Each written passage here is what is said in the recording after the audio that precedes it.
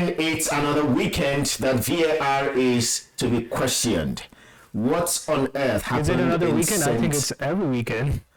Yes, I mean, it came from last weekend, and now this weekend, VAR mistakes upon mistakes, and now it happened in St. James Park with Newcastle playing Arsenal, and finally ending Arsenal's unbeaten run.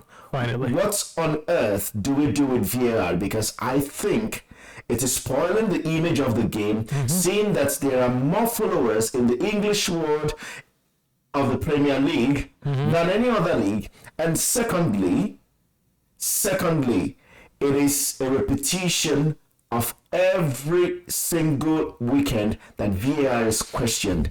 And my suggestion is this, Shaq, that they retire every referee that has been a Premier League referee for the past 15 years. So if you've been a referee for the past 15 years, or if you've been a referee for 15 years in the Premier League, or even 10, you should retire and not even given a VAR post or position, because some of the VAR positions are manned by ex-referees or people who are no more on the field. Yeah, I'm going to stop here. So there was this ref who was relegated to championship. Yeah, Mike, and we were talking about him, Anthony.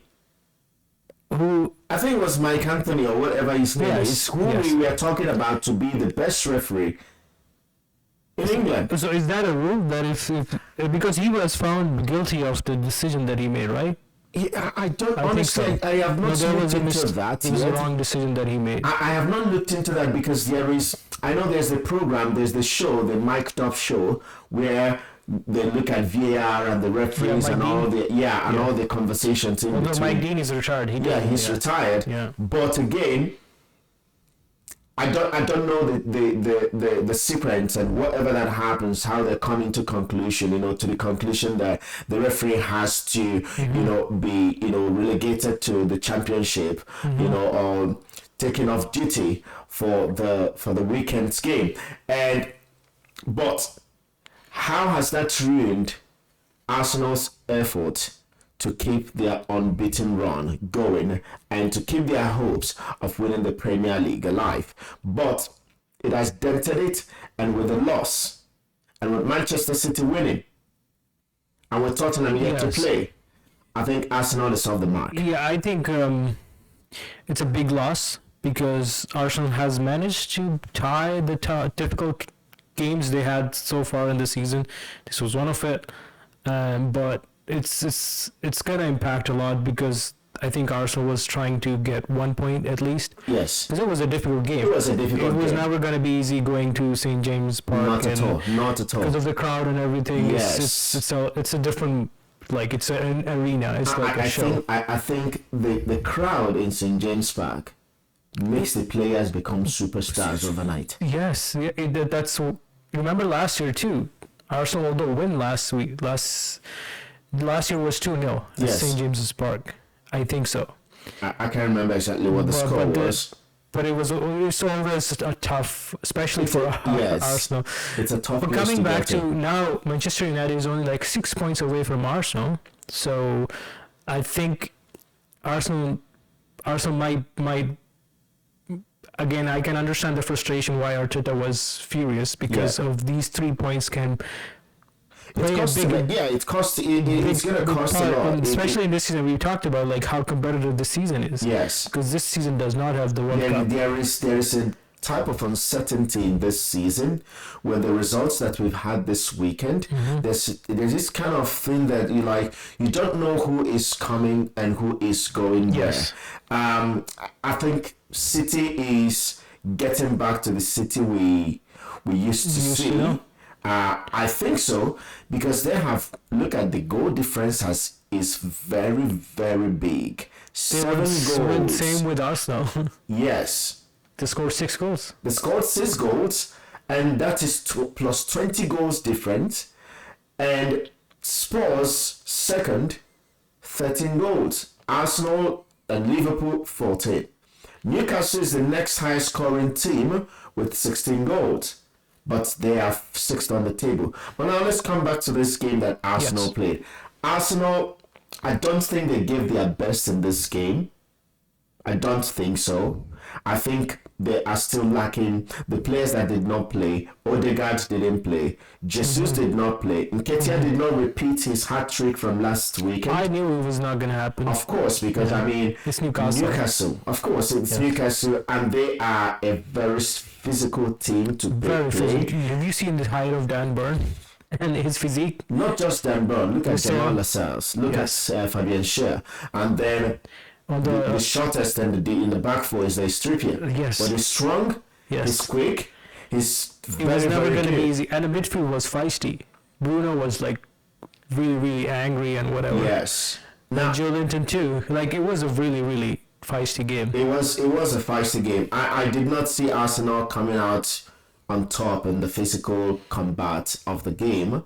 I think Newcastle have everything to combat Arsenal physically. And I think Newcastle will go more physical when they know that Arsenal players are more, slimy, skillful. Look at Bukayo Saka, Gabriel Martinelli, Kai Havertz, Jorginho. These are not physical players. No. They are not really physical. They could be direct, but not physical. Like Saka and Martinelli could be direct, but they are not really physical. And you compare that to what Newcastle presented. Newcastle presented a strong, physically strong team. Now, very quick players in Anthony Gordon and Miguel Almiron. Those are the quickest players on that really, team. really fast. But Especially the on counter. rest, so physical, height, intimidating height. But again, I enjoyed the game because it was a lot of action, back and forth from both ends. But I don't think it was a lot of back and forth though. Look at the attack momentum. Mostly Arsenal had the ball. I think what the problem with Arsenal is that they're playing top five this season. They're trying to play the same way as Real Madrid with the diamond shape. Yeah. And the wing and the diamond shape. Although, like they start with this formation when When the game starts. when they have the ball, they switch to the diamond shape. And Gabriel Martinelli did get a lot of ball, but it was really hard to bring it in. Last year it was game in the middle line. This year is different, and I think they're struggling to, somehow penetrate especially against good teams. This happened. This exact same thing happened with City. Although they conceded a goal, but it was not like something they came into the. I think Arsenal have been trying to fit in some certain players that they were not fitting in last season. Kai Havertz is one of them. Jorginho is getting more play time this season that he was did. better this game though. Yeah. I mean, I like Jorginho because of his ball playing skills in tight spaces. But other than that, you don't really get much from him when it comes to the physical attributes of Declan Rice. Declan Rice puts in tackles, goes into the box, comes back, wins the ball, which you will not get that from Jorginho at any time in the game. He might go one tackle or two and that's it. But him going back and forth, he doesn't have that. And that as well affects Arsenal's game plan. Again, with Kai Havertz, maybe trying to do that and getting some nasty, fouls and getting yellow cards. Even he could have been sent did get off. some chances, but I think he's not aggressive. He's not. He tries. I think he tried to be aggressive in this game. Yes. But he should be more aggressive like Rice. Yes. Like when he gets the ball, he is a threat. Like he comes in. Kai, he is skillful. He gets the ball. He can understand the space and whatnot. He can position him. He's getting better. He was really bad though. But when it comes to his shots are not powerful. Not accurate. No, he doesn't shoot. He used to shoot. He used to shoot. Where? Even in Chelsea. No, not in Chelsea. No. No. He was always like that. All into the box, into the 6-yard box. How would he play number 9 then? Because Chelsea never shoots. I don't know what he was doing as Chelsea's number 9. As a forward player for Chelsea. Have you heard that Thomas Partey is really angry and he is thinking about leaving the club? I mean, because he's not getting playing time. That would be on Arteta because what he brings, he can make life easier for Declan Rice So he can go front. Yes, so that he can go. But just in this midfield that Arsenal played, the three players that played in that middle, in the middle three, it's only Declan Rice that has the ability to go back and forth. The other two don't have that ability to do so, and that will be affecting the game of Declan Rice. He will wear out very easily and prone to injury because he's doing the job of two midfielders or two extra midfielders.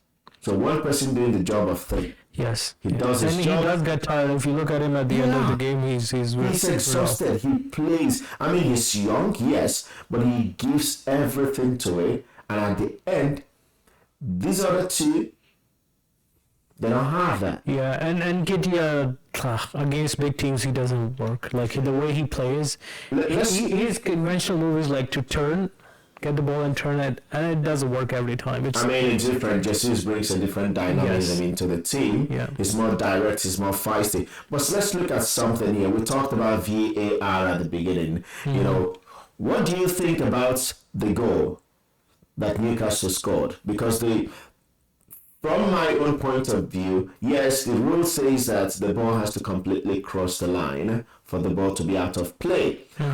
Do you think that ball was completely out of play, but was brought in, and then that cross came in, and then the goal? There was no conclusive evidence of it was, and what's sad is that they don't have the technology. They should have cameras everywhere to see from the top. And the reason they gave that, we don't have the evidence that it actually went out, so we assume that it never went out. But there was no... It looked inside based on from the angle, the image they were looking at. I mean, that's what the reason they gave to... We haven't heard the VAR audio yet. It might be very different. But as based on a lot of pundits, they say that it looks like inside, so it's very subjective. So I would say, sure. Was there even a VAR check for this goal? They did. They spent 4 minutes. They did all checks. But I think the check they didn't do no, they also checked the handball. Yes, there was out of the line. There was the push. Yeah. Okay. Now let's go from the VAR ball out of play to the push. I think that was a foul. That was a foul. Push was a foul. That was a definite foul. Okay. Yeah, push was a foul. Yes. That was a definite foul because I was coming from, okay, yes, the ball still goes out of play, maybe brings it back in, and still he has to play in the ball, and someone has to go to the ball and then try to score, right? So there's still room for Arsenal to defend the cross that was coming in, but that push. It was a push, yeah. And both of his hands were on it. It was clear, outstretched arm.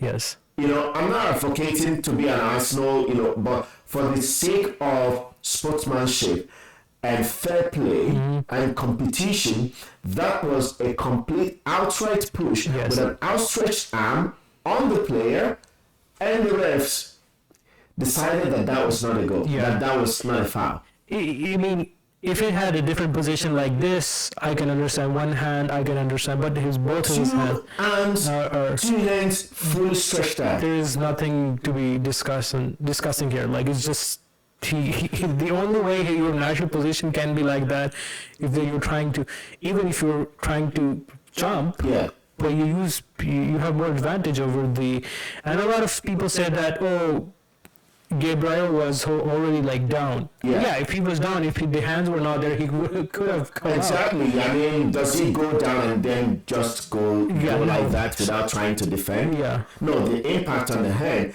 I don't think the defender is stupid either to just try to fake to go down. The best defenders. Yeah, to try to go down just like that on that easy push. If it was a nudge, no, but this was complete push. That's where I think that the officials in England are the worst officials of football anywhere. That's my take. This is not the first time I'm making this statement. I've made this statement before. My friend says the same thing. Who has been watching football, European, especially English football, for 15 years. Like, he hasn't stop a single year. So he agrees I with mean, this. they get worse and worse and worse. And you look at taking them to go officiate in the championship does not even make anything better. You just like, oh, we take them off the heat, right? You take them off the heat, and then that's it, right? Next 2 weeks, you bring them back. And the next thing is going to repeat. And the next thing is going to repeat.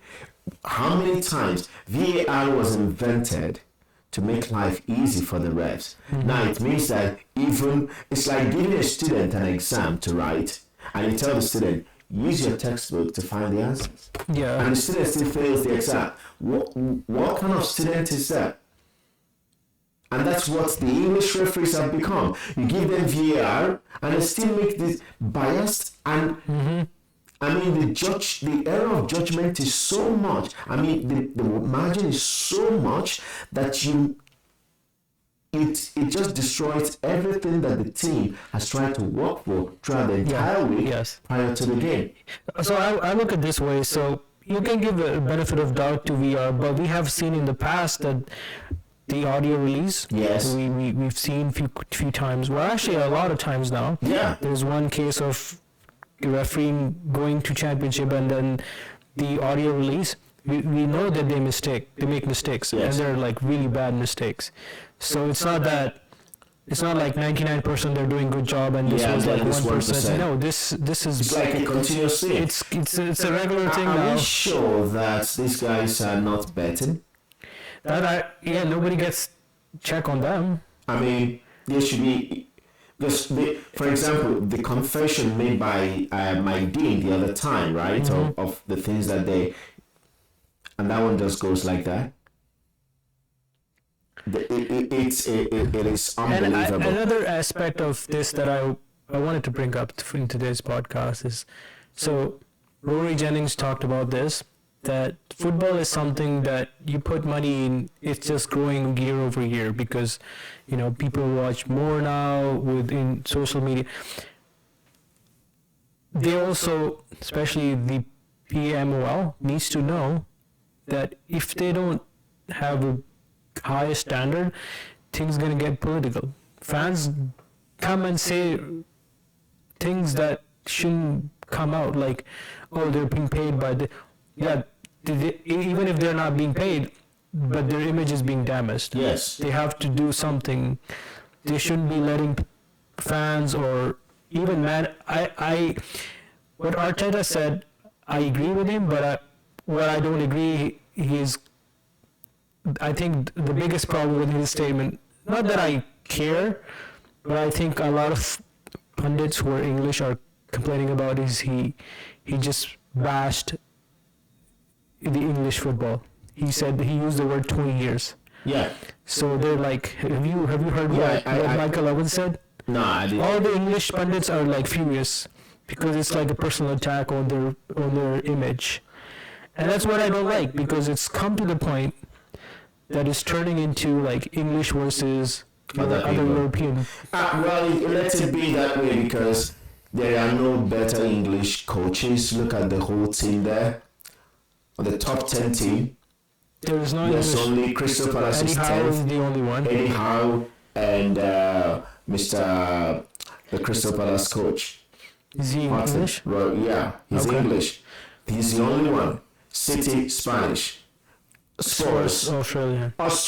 Even in Australian. Yes. As a number 2, and then German, and then Spanish, and then Italian in 7th, Dutch 8th, British 9th. Crystal Palace just got a different coach. He was French before. Yeah, he was French. So if you look at that, it's not a C, but that's the topic for another day. I don't care about what the English just to say people one think. thing, that you were saying. The biggest title winners were never English. They were never English. So it says a lot. The most successful man was Scottish. Yes. So, anyway, but again, we move on because I think they should just retire all these referees, like as I mentioned, retire them. Set punishments or standards. Yeah, set standards. There should be consequences for making these mistakes. because these clubs are working hard, coaches are putting effort to make sure that, their teams perform. And if the team, it's the job of the referee to make decisions that to uphold the law of the game. That's why there is a referee. If there is no need to uphold the law of the game, then there is no need to have a referee. So let them just go in and then play, and then whosoever is stronger, kick, get red cards, shed blood. The good thing is funny thing is we covered the entire World Cup. There were not a lot of times that this happened. The thing is this, check. How many English referees were at the World Cup? Not a lot. There was none. There was not this year? There was none. Wow. I think there was one, but then I think something happened. No, Howard Webb was not there. No? I think it was Michael Oliver or something. I can't remember. Yeah, Michael Oliver was officiating. I think there was one. I can't remember which of the international tournaments that they ended up not going. So what's the rule? In English Premier League, only English can come? Is that the rule? In English Premier League, it's a national league, so it's only for national. Except if they have, I've seen Australian referees that go there. Maybe they have a disagreement with. But not Spanish or any other. No. But then it comes again in the European Championship next year. We're gonna find out there might not be any English referee there because of this. But they do UEFA Champions League though. Yeah, they do UEFA Champions League. But again, to get all the way to the finals or something, it might not necessarily be an English person, depending on which country's clubs are there. But anyway, that's a lot of rant for VAR messing up the whole league Sorry guys. It happened today too. If Liverpool did not get a penalty, the problem is the standards just change every game. There should be a rule book or something. There should be. Some say scrap of the VAR. I don't think you scrap of the VAR because there's a lot that you can see with the cameras, but being able to interpret what you see is what I don't understand. That it is just purely visual for you to see, and you still decide to interpret the wrong way. And that one of Spurs and Liverpool was the biggest eye opener of how these guys are not upholding the law of the game. No. There are good solutions, but I think they should change. It's about time. Otherwise, it's just like living in 30 years ago. Personally, I think if it happened without VAR, I would have slept better. When we started talking about goal line technology, I remembered Frank Lampard scoring a goal against Germany in the 2010 World Cup in South Africa. And the ball clearly crossed the line, and it was not a goal. And England went on to lose that game, I think 6-1. And that was where everyone started talking about goal line technology, and then invented goal line technology. And then before we know it, VAR came in, and then offside rules and all of that. But it's as if in England they're the worst applicants or applicators of this technology. Yeah. I don't know. Anyway, unfortunately for Arsenal, their winning unbeaten run has come to an end. They're languishing fourth on the table. How many points? 3 points behind City. And City are back on top to where they belong. Thrashing Bournemouth 6-1. City doing what they normally do. I was expecting them to bash them because every team they've played Arsenal. I think there was another team who bashed them. They've played the Manchester Derby, which they won. What are you talking about? You're talking about City. No, I'm not talking about City. I'm talking about Bournemouth getting bashed by a lot of teams this year. Look at their goal difference. Their goal difference will tell you how much. So that's why I'm saying that I was expecting that to happen anyways. Yeah. I think the defense, their problem in defense. It's funny, I don't know what happened to Haaland. It's a minor injury though. It's a rotator. I think he twisted his ankle, or I don't know. But I read Pep was saying he was going to come back. Okay. next Sunday. I see. To come and destroy Chelsea. I was thinking it might be a big injury, but it's I think they didn't want to take the risk, and that's why they subbed yeah, him that's off. why You they know, subbed him. I They mean, didn't want to again, take you have risks. the luxury of the team that Yes. Pep has, or Manchester City is, with I didn't watch the game though. I watched the game. They were the moment they started scoring, They were just, just like But because they didn't score until the second half. yes, I think it was 1-0 first half. I can't remember. Yeah, it was 1-0. And then second half the goal start. This Jeremy Doku of a lad, He's do explosive. you know the first thing I thought when during the game, because he scored and then provided 4 assists. I was That's asking crazy. how In one they game. do no not just in one game. How do City do their scouting? Because it has been it's like every player they sign works Yes. True. lately, and they don't go spending crazy money like They already have Grealish who plays the same they position. have Grealish already. And he then played the they- same way with Manchester United. Yeah. Like he used to come in. This guy is unbelievable. That was the first thing I thought. Like, who got this player for City? He's from Belgium. He was not playing in any top team.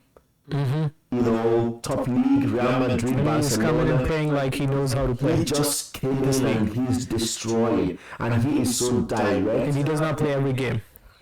It's crazy. That's the craziest part. That's the craziest part about Manchester City depth.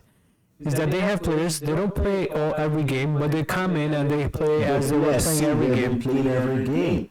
The mentality of that team It's crazy. is second to none, and that is why they are where they are, back on top, and I think they will remain on top for the rest of the season. Maybe for the rest of the I season. think for the rest of the season, Yes. because I don't see anyone going to knock them out. They've not been too impressive in the Champions League though. Like the same way they play and win multiple games, or by lots of goals. But Champions League is a different ball game. But in the Premier League, even if they play their worst game, they'll still win. Even if they are down with one man, I they just still laughed win. at the formation of Berman. Yeah, 5-4-1. But then they still got like so many goals. Yeah, unbelievable. But again, that is what Man City does. I'm going to wait to watch Man City versus Brentford. That game will be a good game to watch. To see how Brentford can sit Can cope deep, up, yeah. stay to the task of defending deep and counter-attacking. Because they have players that can do that, but until But then, the thing with City is that they don't wear out. Those players don't wear out. They can play 90 minutes or 70 minutes. The teams that sit deep, that's the strategy they have. They wear out the opponents. And then when they find a weak spot, that's what happened to Chelsea. Yeah. But the thing with City is they don't get tired. they don't. They just, Even if the player gets tired, another one comes in and is just like a total the replacement. simplicity of City's game keeps them alive throughout 90 That minutes. is true. The simplicity. The simplicity They of don't their play game. like they don't have like fancy formula or No, anything. there's no one who is there going to dribble everyone too. Even if he does, he doesn't do it every single moment. There And we are have to moments. mention this is without Kevin. This is Imagine without Kevin comes back. There's nothing missing in that There's team anymore. nothing. Matteo Kovacic just slotting in there and doing what he knows how to do best as a driver of the ball and very, very good footballer. Look at the heat map. Just look at that. Left side is dominated by him. Oh my! As hot as he could ever be. As hot as he could ever be. Look at Bernardo Silva's hit on the map. other side. There's no chance. They were so outstanding, and that's what makes City so good. I think Rodri was crazy too. Rodri was everywhere. He was everywhere. And He look can at the run- intensity of the man. That how Go hot front, it is. come back, go back. I mean, anyway, it's so good. It's no matter what team City is playing. Look at Kyle Walker's. Yep. Just look at that. He's going up, down, up, Oh, down. goodness me. But anyway, that's why they're on top, and I think where they will be for the rest of the season. Yes. I don't Except think they that- tie any game, And Spurs, I hope Spurs does not win tomorrow. But anyway, we'll come to that. Anyway, No, but I agree. If Spurs lose tomorrow, then City will never City down. will run away with this. Yes. 20 goals plus. Yes. And I don't know who is going to catch up with them. But anyway, let's look at some other results that, Manchester United winning Fulham. that game. That was the first game of the week. That was I the think first Manchester game. United got lucky. They were They were lucky. poor though. They were poor. Yeah. Fulham didn't live up to expectation as but anyway, you don't. When I was watching the game, they were saying, Man United were showing too much respect for Fulham, while Fulham was also showing too much respect. So the game was quite like no one wanted to take risk. No one wanted to take risk. But at the end of the day, Man United got the results they needed, right? And they got out of it, and They got Ten Hag got a chance. I thought I was actually very very strongly believing that if they lose that he's gonna get was going sacked. fire. Yeah, because they were only talking about it. Just people talking about it. No, Not the club. there were articles, not people. There were like one big like BBC and these websites. Remember we talked about Man United before. Some of the players in Man United should not be Man United. And that's why maybe it's not yet working out for the coach and the manager.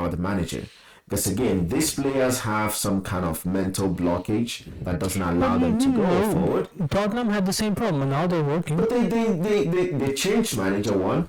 They got rid of some players. But Tottenham also fired. Let me tell you, if Harry Kane was in Tottenham now, Tottenham will not be second. No matter how many goals he scores. It was him. I think. Because she only played to one man. That is true though, because not just he was captain, but also he was the main point of attack. Yeah, I think he was. No, well, that was one point, but I think he also had that Ronaldo effect. Yeah. Like, hey, just listen to me. Yeah. I'm the man. Like I know, and this. That's the thing. Well, he didn't do it in a way to disrespect someone, but it's just sometimes.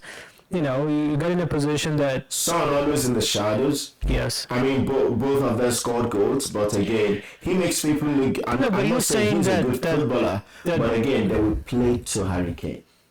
This time, they don't play to Harry Kane. That is true. But we'll see tomorrow.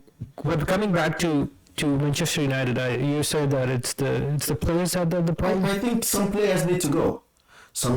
They need to clear the back line to start with. They need to get hungry. They need to get hungry footballers. They need to get rid of all of them. Maybe keep Maguire. Maybe keep Maguire. He was good in that game. He was really good in that game. Yeah, but maybe keep him. Lindelof has to go.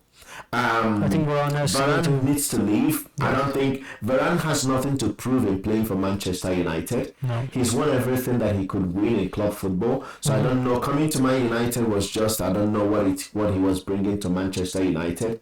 Left back and right back needs to find hungry players that want to win games and want to succeed, get their names out there. Check the midfield, get players that can really run and put in effort, and also that are good footballers.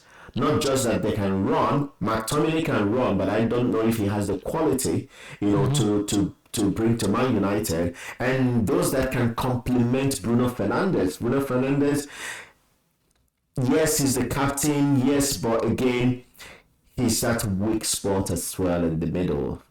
Eriksen as well is a weak spot in the middle for Man United. So you need to get hungry players for Manchester United, and then Anthony and Garnacho. I don't know if they have what it takes to be Man United players. They could be skillful, but they're not direct. They don't provide service to the guy in the middle. And when you don't provide services to the guy in the middle, you don't cut in, you don't shoot, you just go there and then you're dancing, just doing some dancing or footwork dance, and after that you make a pass. No, and not just dancing. He also, there were a lot of passes that were just like no one was there, just like That's Man United's problem. I mean, it will be Eric Ten Hag to figure The out. problem, look at the attack here. The problem is that they don't keep the ball long enough. In order to dominate, you have to have possession for at Yeah. least 10 minutes straight. Yep. That changes. The Manchester, and that brings back to the midfield. Yes. Because midfield does that he has dirty to, he work. has to dominate. The If you midfield look has at to the dominate. heat map of Bruno versus Bernardo Silva, so it says everything. Yeah. Bernardo Silva does not lose the ball, and Christian Eriksen is nothing. Yeah. I think he also needs to go. He needs to go. He's just a shadow He's a of good person, but he's a good player. I but mean, if he you cannot need, compete you need anymore. results. You need results. Yes. You need results. I mean, he can be in a team like a mid-table team right now, helping Yeah. out. Yeah. You know, just for Or he them to might be stay better afloat. at like lower teams help fix the Yeah, relegation. that's what I mean. Mid-table teams helping out, or maybe being a squad player. But I don't think a player like that would love to be No. a squad player. No. But in Man United, no, not at all. But anyway, the surprise of the season of the weekend's game for me is the Luton Town and Liverpool. That Liverpool could not beat Luton Town, and that is the team that everyone believes that everyone can beat. Do you remember that when you asked me before the season started who's gonna survive? I said Luton Town. Although I said at that point just without thinking, Are you thinking that they will survive? I said they will survive. And you still believe that they will survive? I think so. So far, Burnley and what's the other team? Sheffield? Bournemouth. Yeah, Bournemouth. They're the worst right now. But Luton is. Sheffield is still bottom. They won. They beat Wolves though. But Sheffield is still the bottom The thing of with the team. Luton is that Luton is off off relegation the zone. relegation today. Yes. The And they thing with have a Luton, very low goal difference compared to Bournemouth, Burnley, and 10 goals is a big difference. it is a big difference. Wow. I think Everton might come down and No, Everton, Everton won today, no, they're tied against tight. Okay. Brighton. They should getting have better. won, but I think you can just Brighton is on a different level to Everton, so they were not even going to succumb to them. But let's look at Liverpool. What do you make of the numerous chances that Liverpool's forward players, especially Darwin Núñez, keeps missing and missing and missing? Is this not his third season in the Premier League? That's his second season. This is his second season. Yes. Even if this is his second season, why can't he put those balls away? I don't know. He's so bad. I don't know. If I were managing him, I will have a kind of a chat where it's like, penalize him. I don't know, bench him. Because he used to come in from the bench and he scored goals. And Yes, then that is actually the problem though. When he starts, he never scores. He comes from the bench, he scores. You know what doesn't happen these days? I remember back And the in, funny thing is, like, he misses when he starts. Yeah. Same way he missed today, he's done it before. I was just going to say this. I remember back in the day of Sir Alex Ferguson with his ever-conquering Manchester United team. He had Dwight York and he had Andy Cole.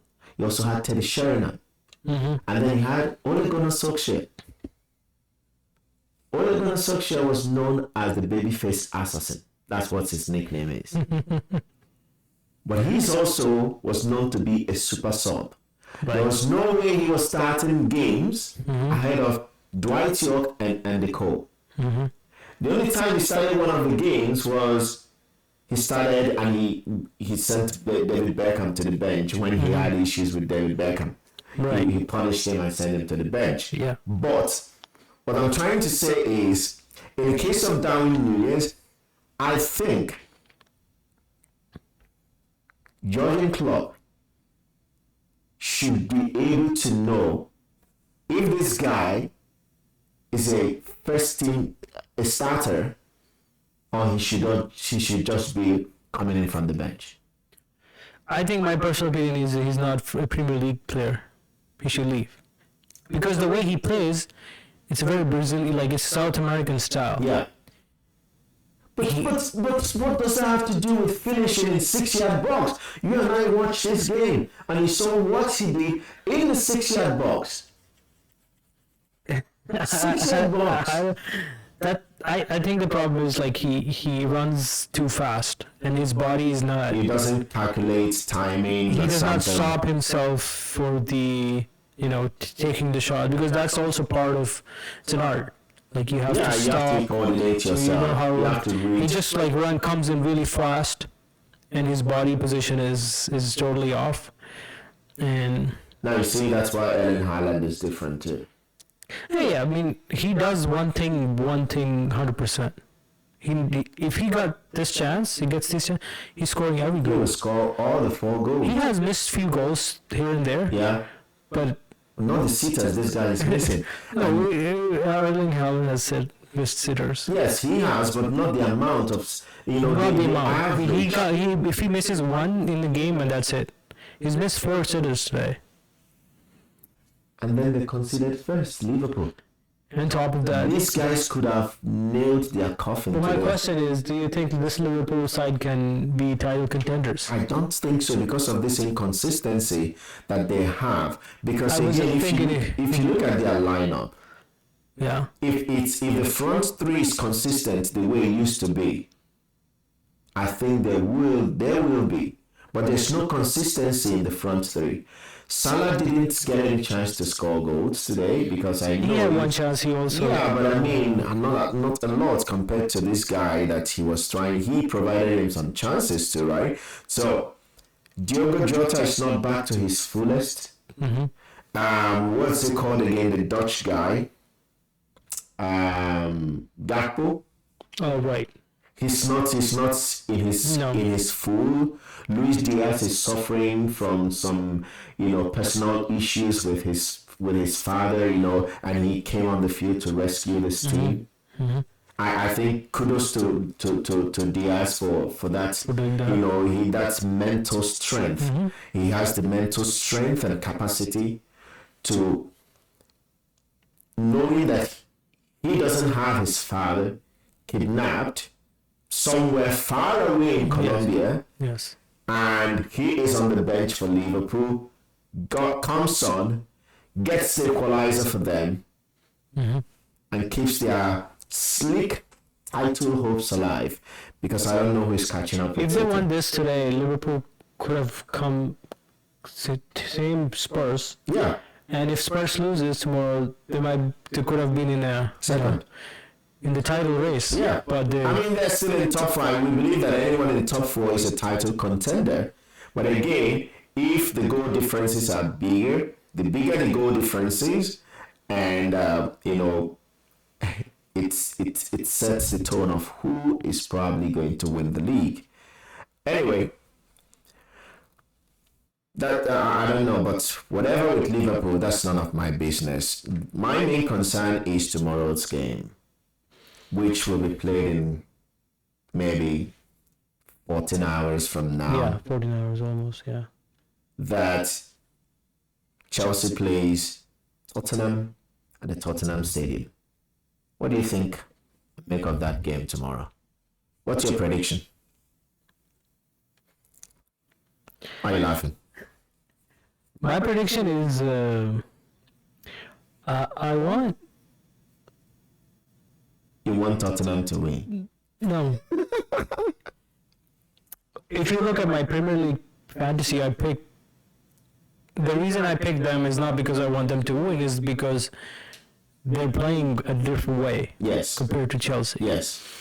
The only blood and the biggest thing that can give Chelsea a winning chance is because it's a moral test of Pochettino too. Yeah. So he used to coach. Tottenham. It's like an ego test. Yeah. So he has to win this game.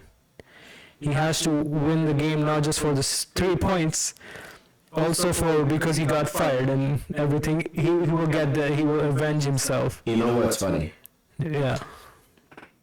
A coach might desperately want to win a game, but the 11 players on the field, if they have some, maybe I think if they are thinking something different, It's not gonna it's not gonna happen. happen. And again, I don't know how much he can fire the team up.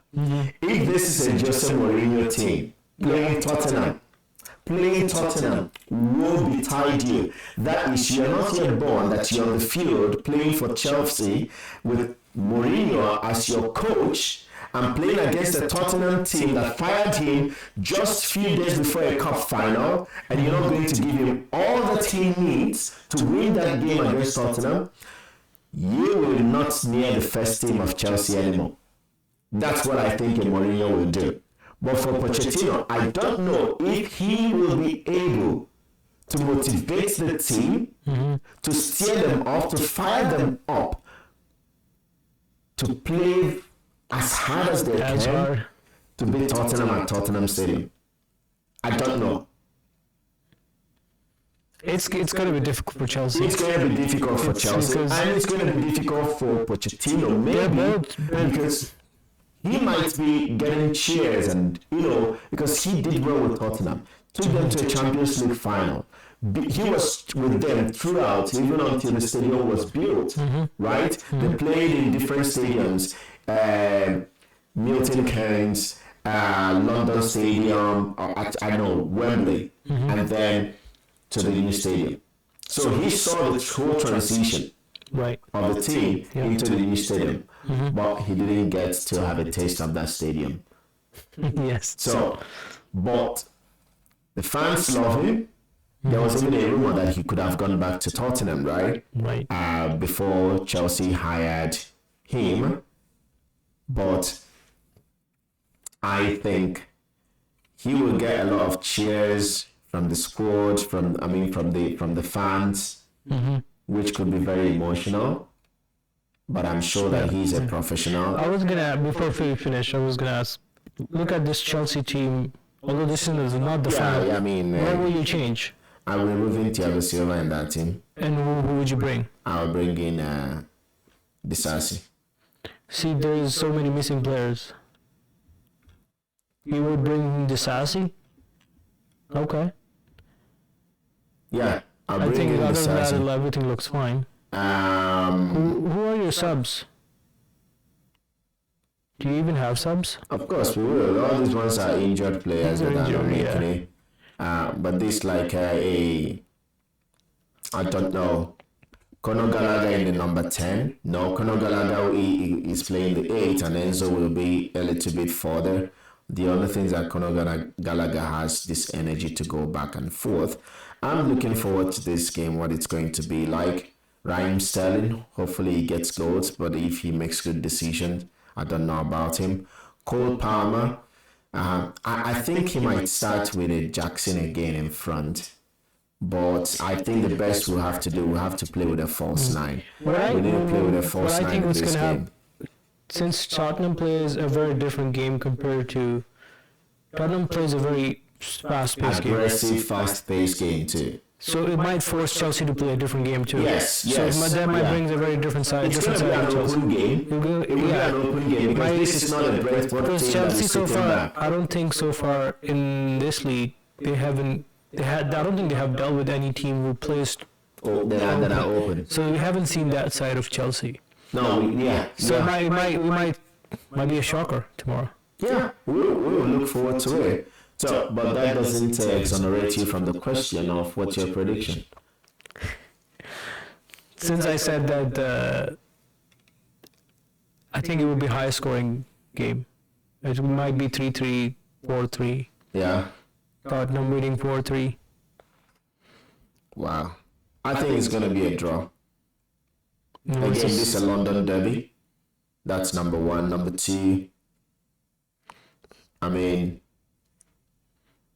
seeing that it's going to be an open game, not like the game that Chelsea played against Brentford when we had Brentford sat all throughout and then counter-attacked. There'll be some counter-attacking situations in the game because at some point one team has to dominate possession. But I think it will be a draw. I think I'm seeing a 2-2 draw in this game. But we'll see how it goes. So, Chelsea, you guys better go out there and put in a good work and win this game. We need to go up the table. We cannot be going down. Currently, what's our position right now? I think we are, yes, we've gone down to 13th because Nottingham Forest are taking our position on 12th. So we've gone down to 13th and we're not far from 16th. Because Everton has got 11 points. Wow. So Chelsea, Wolves, Fulham, and Everton have just 1 point between each. And we are the only ones with plus 2 goals. We are not even scoring goals. We're not winning games. We're not even drawing games. We're not tying games. So this is not a good place to be. The moment we hit below, because again, if we lose this game and we then go ahead to lose against Manchester City, where do you think Chelsea will finish by December? By the end of Christmas? This is as tough as this could be Chelsea going down and fighting with Everton, Luton Town, Bournemouth, Burnley, and Sheffield. No, that's not gonna happen. No, but look at it. No, but I'm saying about Everton go down, but Chelsea will start having easy games and then come up. No, but that's not true. Look at Luton and Liverpool today. Did Liverpool have an easy game? Yes, you created chances, you didn't score. Yeah. Just that they scored first. And if not that Diaz came on and scored, it would have been Luton with 3 points, though they will still be 17th. But however. Anyway, guys, please put down your commentary and comments. Let me just see. What am I saying? Yeah, put down your comments about this game tomorrow. Chelsea and Tottenham at the Tottenham Stadium. Your predictions. Yes, your predictions. And if you're new to this channel, please subscribe. We'll appreciate that. And also, click the like button. We'll get some views, but we want to see your liking of the video. And thank you very much for tuning in. And we will definitely see you in the next one. See you in the next one. Cheers.